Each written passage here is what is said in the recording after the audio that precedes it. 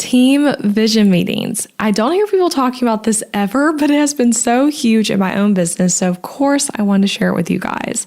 What I mean by this is a meeting either to kick off the year, to close a year, to start a new quarter, halfway through the year, whatever, but where you are laying out for your team, like, hey, here's exactly what we're working on. Here are the goals for the business and how you play a role. Here's data from the last quarter or last year, whatever it was, and what I think that data means. Here's what's working. Here's what's not. Here's where we're headed. All of that kind of stuff.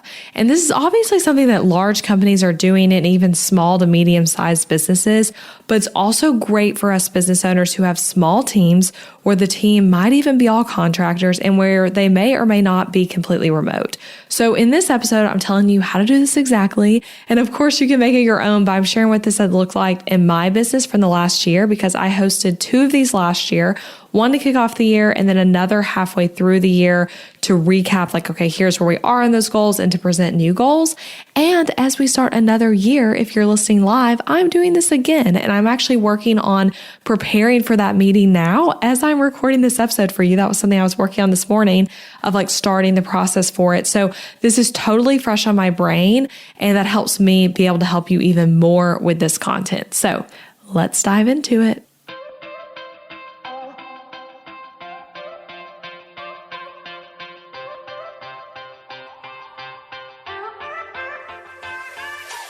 Hey guys, I'm Elizabeth McCravey, a website designer and business coach for entrepreneurs and your host for the Breakthrough Brand podcast, the show that's all about pulling back the curtain on how to actually build a successful business. I don't skim the surface around here. If you want a deep dive into the nitty-gritty details of what it takes to run a successful business and stand out in a crowd, you're in the right place. After creating a multiple 6-figure-a-year website design business in my 20s, I'm ready to share everything I've learned and everything I'm still learning because I believe the keys to building a thriving business should never be a secret. Here you'll find episodes that are actionable, direct, and fun, like friends chatting business over coffee, and a fresh, honest take on the reality of being an entrepreneur. If you're ready to master online marketing, branding, website design, mindset, and business strategy, then this is the podcast for you. It's time to build your breakthrough brand. Let's do this. All right, so before I get into all this, I want to say one more thing, and that is that this is for you even if you have one team member who's a contractor, who's pulling 5 hours in your business a week, because they likely play a role in some of the goals that you are setting in your business. So just know that, like, small team, large team, whatever, medium-sized team. I've really like just a few people on my team personally, but this can still apply to you. And also, if you do not have a team yet, I still want you to listen to this episode because you can kind of do a version of this just with yourself that I think would still be really effective. And as you're listening to this, if you're thinking, hey, it'd be helpful to have this in a little guide so I can reference as I'm planning my own, go to elizabethmccravey.com/248248 download. And you can actually get a workbook guide to go along with this. And in it, I'm outlining everything, giving you some examples to help you really make this actionable as you plan this team meeting. So again, get that at elizabethmccravey.com/248 download. And I'm also linking to that in the show notes. First of all, I have 5 reasons of why you should do this. And in sharing those reasons, I'll kind of be starting to share a little bit of the how-to.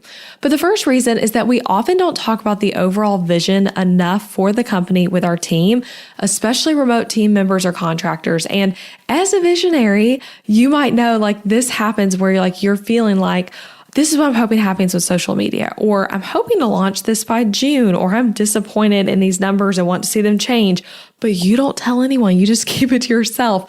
And having a meeting that is this type of communication allows you to really communicate with your team about where the company is headed and kind of forces you in just like one sitting to actually communicate the overall vision for the year. I also love this because you can give ownership to people on your team, because by them knowing the vision, they can then have unique ideas that they otherwise wouldn't about how to grow the business in their particular department or area. So like you might have a goal you share with the team, and someone now comes to you with an idea that they would not have even known to share with you if they had not known that this was something you're working on, that this is a goal in the business. I've seen this literally firsthand of like me communicating this stuff helps people have more ownership. And it's like ownership to help with ideas, but also just ownership of what they're doing. Again, it can be really common for small teams of contractors to where everyone feels like, I don't really know I just know these are my tasks. I don't really know what we're working towards or what we're doing. So this helps with that. Number 3, it also creates team bonding in an environment where team bonding is tougher. So again, if you're like me, your team might be small and spread out all over the world. So it's not as easy to be bonded as it would be if you all worked in the same office space and were seeing each other every day, or even just lived in the same city. So I think this type of meetings creates a strong work bonding of like, hey, we are all working towards these common goals and we're all seeing each other and talking about it. And like, this goal might not relate to something I do, but now I know that like it's something she's working on, and kind of that sort of overlap. And number 4, even if you're talking about your goals in a weekly or monthly meeting, it is great to just have a meeting where this is all you talk about, to literally just give it a focus. So when we do this meeting, it is, we're going to be doing this at the beginning of the year, but like, this is all we're doing. It's no practical talk about like failed payments or an email or the next launch. It's just visioning. And I typically am also the one doing the majority of the talking. So it's almost like I'm presenting to everyone live. Honestly, it can feel a little bit like a webinar, which you'll hear me share when I explain how to do it. But like, I think it's really important to have a meeting where it's like, hey, this is all we're talking about, that we're not getting into the nitty gritty of the like week or whatever, but this is just the big focus. And lastly, you coming up with a vision in a way that you can clearly communicate to someone else is really important. And that's partially why I say that this is a good practice, even if you just work alone, because it helps you in the business overall. So too often we have lofty goals and ideas that we can't really explain, or we never put down on paper anywhere. And this forces you to figure out how to explain the goals, explain how you're going to get there, and make a game plan too, because you have to tell it to someone else. So it's not just something that gets to live in your head. You have to communicate with people. So now I want to tell you exactly how I make this type of meeting and lead it. So there's no right or wrong way to do this. Every business is unique. But again, I'm sharing with you what I've done because I really like it. And I know my team has enjoyed it as well.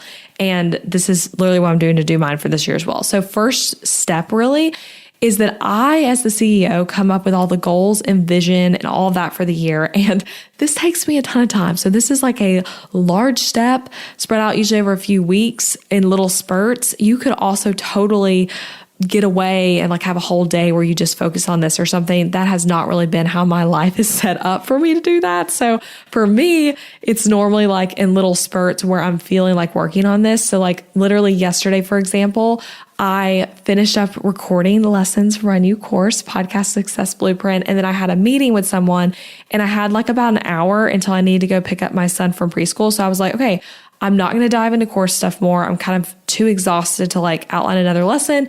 I'm going to look at some of the data on social media from last year and make notes. So it's like a little spurts like that, but you need to come up with it all. So I like to really think about what are we trying to do in the next year, and also look at data from the last year to inform the new year, typically looking at it as a year at whole versus like the last 30 days or whatever, which is how you might have been looking at your data previously. Or maybe you haven't really looked at any of the data all year long. This is a great time to do that if so. So I make a lot of notes in a document that's just for me. And then once I'm done doing that, I translate it to another document. By translate, I mean duplicate and then edit to share with the whole team. And we have it on ClickUp where we can all like reference it whenever. So like anyone at any point can kind of see like, okay, this is what the presentation was based on. These are the goals, and written out in a different way than I will share it in the presentation typically. So additionally, I want to note too, this might not be a step that you're doing all on your own. You might work with a team member on some of these goals prior to your vision meeting. So for me, last year, I did this whole step on my own, and it was just me. And then I presented it all to my team. But this year, actually, my marketing assistant and I are meeting one-on-one, before this meeting, like a little while before, like a week or so. And I'm going to talk to her about the goal ideas I have, the ones specific to marketing, and show her the data. Tell her, hey, here's what I'm analyzing with this data. What do you think? And see what she thinks of the goals. Does she think they're doable? Does she see another direction? And I'll send her all the document stuff before that meeting. So I'm not like having to present to her all when we're sitting down together, but instead, like, I'm gonna be like, here it all is. We're going to meet and talk about it, and we can figure out like what goals make sense. So she'll kind of help me nail down some of the stuff before the team vision meeting. And then step number 2 is that I make a PowerPoint in Canva. I don't know if it's still called a PowerPoint, if it's in Canva, a presentation, slides, whatever you want to call it.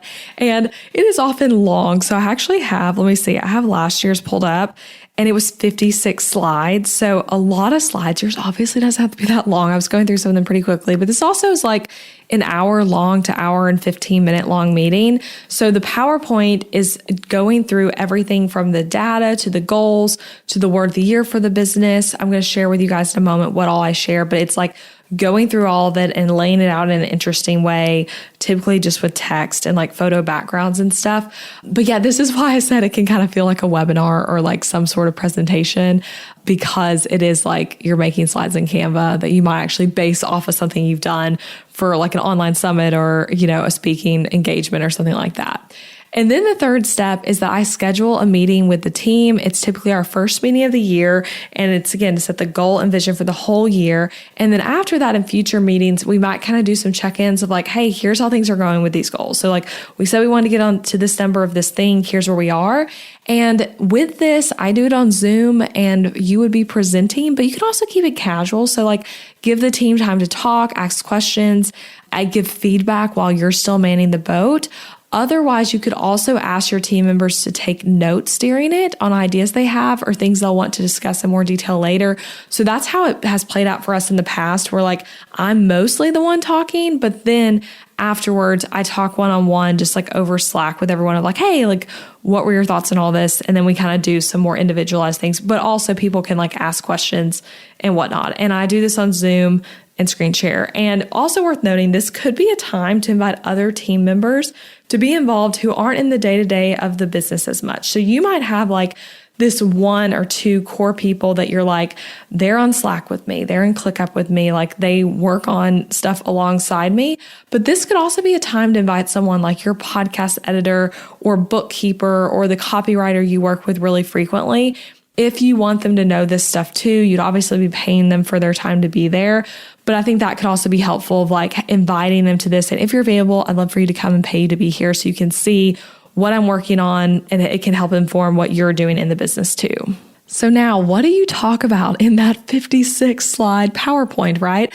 So what all I share with my team, let me tell you, here are like, I have really like 4 major things I'm sharing. But again, yours might look totally different. So first of all, I'm sharing the words for the year for the business. So I talked about these and how to set these in your own business on episode 245. So go listen to that if you missed it. It is an excellent episode, but it's about setting words for the year for your business, not just words for your personal life. But I will share what those words are with my team and what the meaning behind them are. So not just like, you know, the word is this, but like, hey, here's why it is, and here's how it plays into our goals, and here's how this word interacts with what happened last year. The second thing I share is like basically like sales data of where customers are coming from, what's working, what's most popular, what's not working. So for me, this is things like, okay, this year or last year rather, our top referral sources for new sales was this source. This is the product that sold the most. This was our highest month of revenue. This was our lowest. And here's why I think both those things were the case. And then also some results like, this year we launched 10 new products, or, it's halfway through the year. Let's say you're doing this halfway through the year. It might be that like, hey, at the beginning of the year, we said we wanted to do this thing 20 times and we are only have done it 5 and it's halfway through the year. So we are not on pace for that goal. So let's talk about, do we adjust the goal? Or do we pick up our pace? How could we pick up our pace? Here's my vision for how to pick up the pace. Like that sort of stuff is what's happening, right?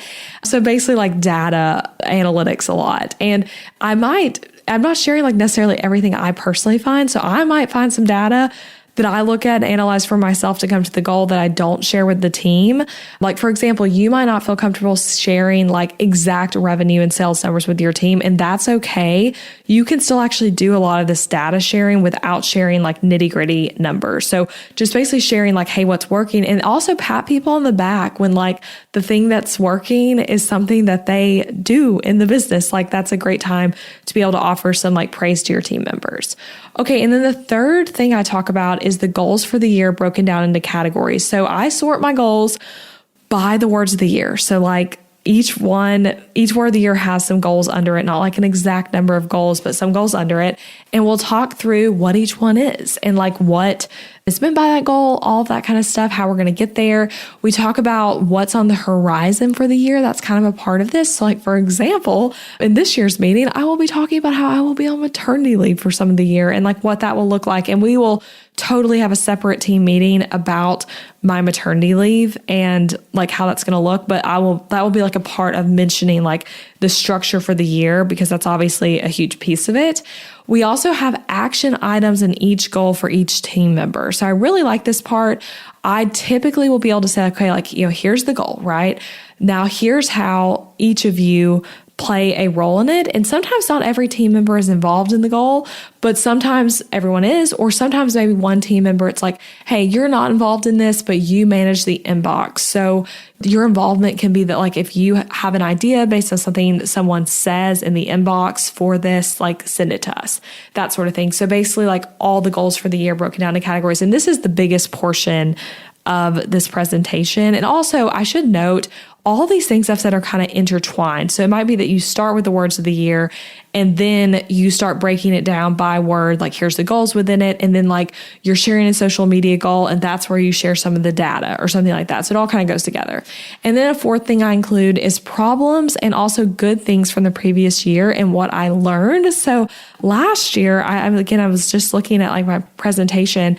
I had quite a few like vulnerable things I shared with my team of like, hey, like this is some stuff I felt like didn't work this year. And this is what I learned. And like, this is informing our new goals. And this is how we're going to change this stuff. So this can be a time to really like, again, let your team into things that they might not otherwise know so that they know why you are heading in the direction you're trying to head. So that is the gist of the meeting and some like final tips to kind of close with here. I want you to just remember that goals you make in your business can change.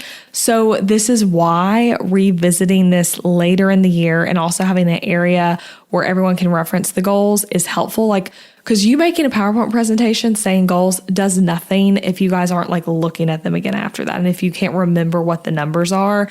So you got to check in on them. So that's why I think another meeting later in the year or even quarterly is smart. So maybe you do a meeting to kick off every quarter where the first meeting is the longest to kick off the year. But then after that, you're like just revisiting stuff a little bit.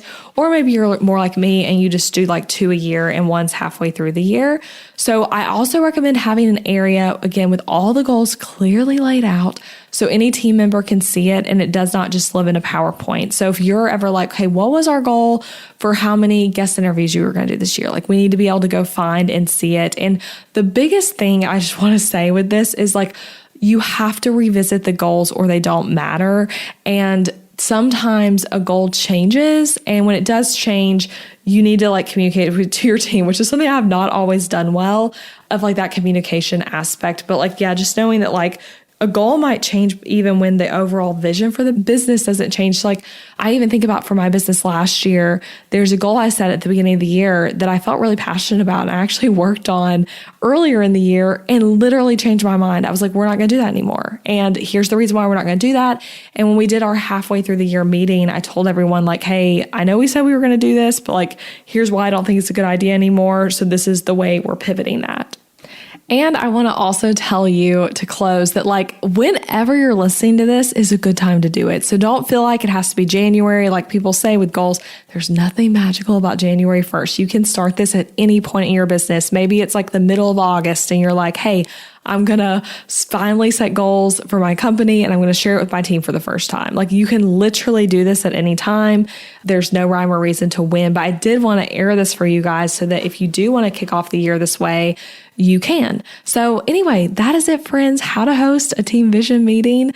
And I hope this is so helpful. And I would absolutely love to hear from you if you are going to do this in your own business. Let me know. Let me know how it goes. Tag me in like a story or something of you and your team on Zoom doing this, because I seriously would love to see it. And as this airs, you'll also see pretty soon on Instagram me sharing like my team doing this. I'll share some behind the scenes of it because we will have our meeting in January. So I'm at Elizabeth McCravey on Instagram if you want to see that. And also while I have you, I just want to say, if you have never left a rating or review for this podcast, it is the new year and it's time if you are a regular listener. So please go do that. I read every review and they are so impactful to me. And the ratings and reviews help grow the show and help more people see that like, hey, this is a podcast worth listening to that they should check out. So I would so appreciate that. And I hope you have a wonderful rest of your day and a fabulous January or whatever month you are listening and goal setting in.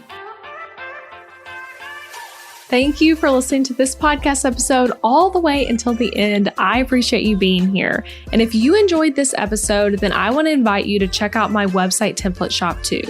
Over on elizabethmccravey.com, you'll find show it website templates that are easy to use, strategically designed, and created to help you book more clients and customers.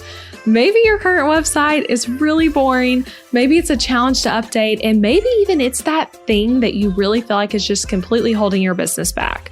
Your website needs to be strategically and intentionally designed in order for it to convert your viewers into raving customers, and that's exactly what my M-Shop templates do. So these are pre-made show it website templates where you can plug and play your content into it with ease and then get started with a website that's designed to actually help you make more money.